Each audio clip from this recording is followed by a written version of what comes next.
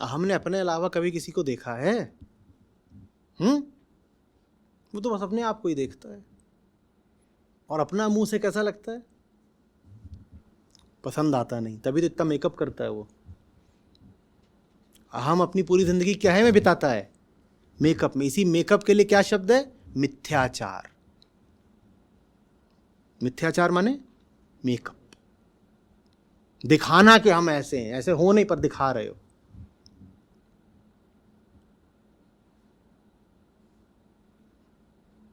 आत्मा की समस्या क्या है? वो अदृश्य अगोचर होती है, माने वो अलक्ष्य होती है, माने वो दिखती नहीं है। तो अहम को दिखता क्या है हमेशा? बस अपनी सूरत। आत्मा है पर वो दिखती नहीं है। ये बेचारे अहम की समस्या है। जो दिखता है वो सच नहीं, जो सच है वो दिखता नहीं। जिए तो जिए कैसे, मरे तो मरे कैसे? जो दिखता है उससे प्यार नहीं, और जिससे प्यार है वो दिखता नहीं। जिए कैसे? ये अहम की समस्या है। कुछ आ रही बात समझ में?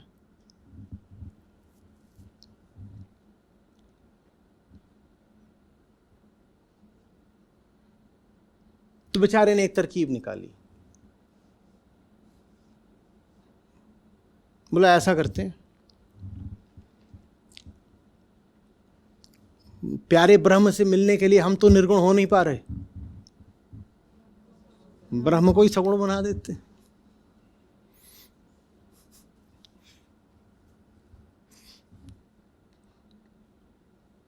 चुईया से बोला गया,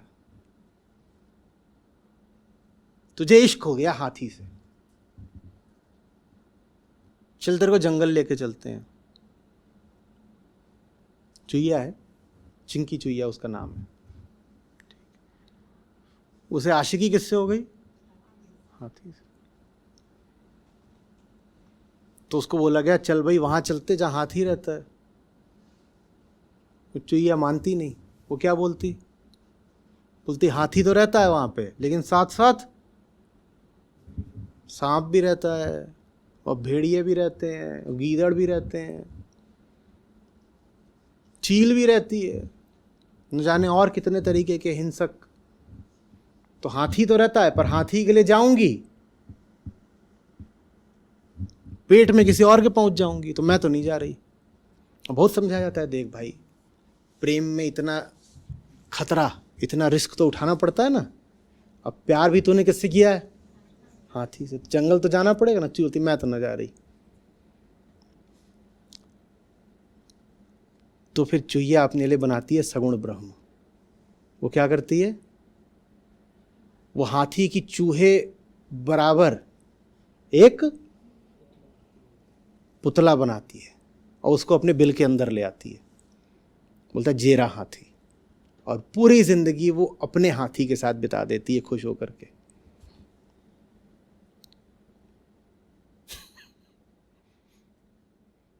बिल के अंदर कितना बड़ा हाथी आएगा? जितनी बड़ी चुईया उतना बड़ा चुईया का दिल, और जितना बड़ा चुईया का दिल उतना ही बड़ा चुईया का बिल, और जितना बड़ा चुईया का बिल उतना ही बड़ा चुईया का हाथी। यह है आम आदमी की स्थिति। खुद तो निकल के जंगल जाऊंगा नहीं, जंगल के हाथी को अपने बिल में ले आऊंगा। समझ में आ रही है बात? और खूब किस्से बनाऊंगा। वो जो हाथी है उसका जो पुतला बनाया है चुईया ने, वो पुतला बिल्कुल चूहे ही जैसा लगता है। काहे कि चुईया ने बनाया है तो चूहे ही जैसा लगेगा। चुईया के लिए तो हाथी अगम अगोचर अदृश्य ही है ना। काहे कि वो कहाँ रहता है? और चुईया तो कभी जंगल गई नहीं, तो उसने तो कभी हाथी देखा नहीं। लेकिन दूर से कुछ आहट आती थी हाथी को, और चुईया को प्यार हो गया। मस्त हाथी, मजा आ गया। जो कमी मुझ में है उसका ठीक विपरीत वो हाथी है। मुझ में क्या कमी है? मैं इतनी सी। और वो जो आहट आती है, जो उसकी आवाजें आती हैं, उससे ही लगता है कि मस्त कोई, मैं हर वक्त डरी रहती हूं, और वो कैसा रहता है, गजराज। तो चुहिया को प्रेम तो बहुत हो गया था, पर हाथी को उसने कभी देखा नहीं। तो चुहिया के लिए वो हाथी तो निर्गुण निराकार ही है, काहे कि कभी देखा तो है नहीं। तो जब वो हाथी की प्रतिमा बनाएगी तो क्या वो प्रतिमा हाथी जैसी होगी? हाथी तो उसने कभी देखा ही नहीं। वो प्रतिमा किसके जैसी होगी? वो चूहे जैसी होगी। चूहे जैसा बना करके उसको रख लिया, उसी को अपना चूमती रहती है कि यही तो है मेरा हाथी।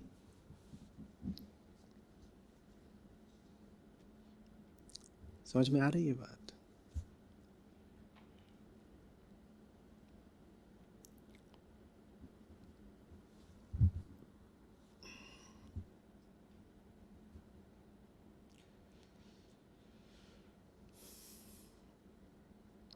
हमारा किसी तरीके से कुछ जेनेटिक म्यूटेशन हो जाए, विकास की प्रक्रिया, इवोल्यूशन तो लगातार चल ही रहा है ना, और हम एक से बढ़कर एक करतूते भी करते रहते हैं।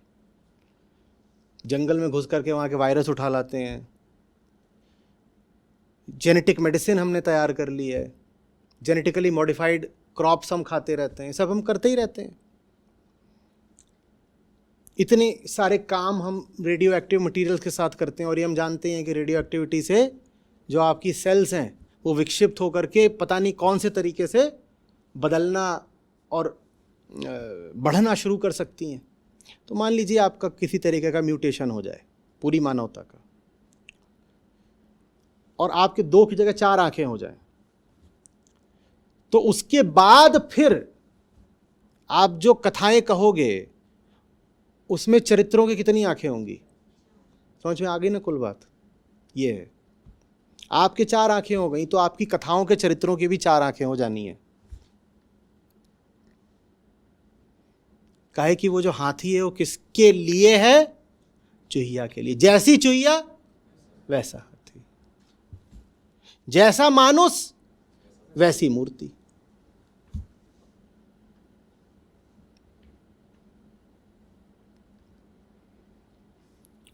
समझ में आ रही है? तो इसको ऐसे मत ले लेना कि कोई प्रजापति बैठे हुए हैं और उस सृष्टि की रचना आदि कर रहे हैं।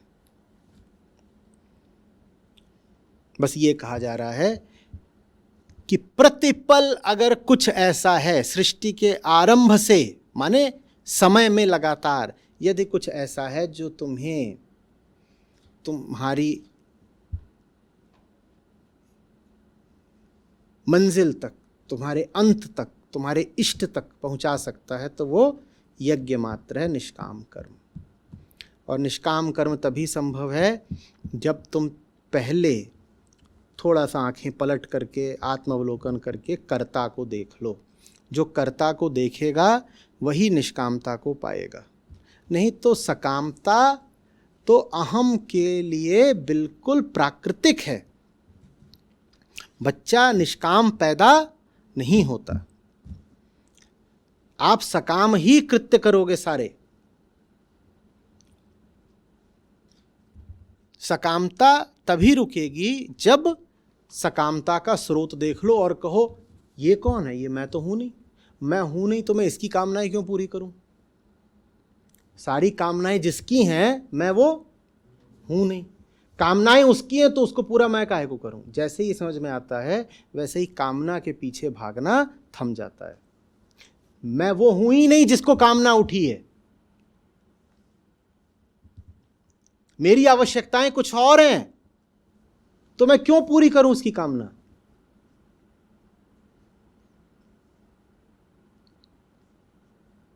क्यों पूरी करूं?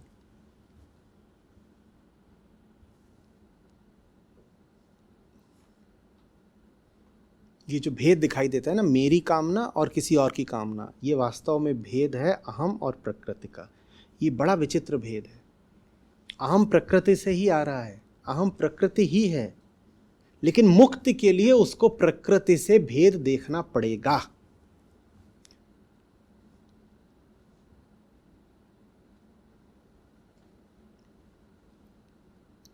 इस समय आपकी कामना होगी सुनने की। आपकी पीठ की क्या कामना हो रही है? लेटने की। घंटा 1.5 घंटा हो गया ऐसे तन के बैठे हो, पीठ क्या बोल रही है? अरे थोड़ा पीठ सीधी कर लिया, लेटने को मिल जाए। और अहम चेतना ये क्या बोल रहे हैं, सुन लें। कामनाएं अलग अलग है ना। आत्मावलोकन में आप दूसरे की कामना पूरी करना छोड़ देते हो, दूसरे की कामना पूरी नहीं करनी है।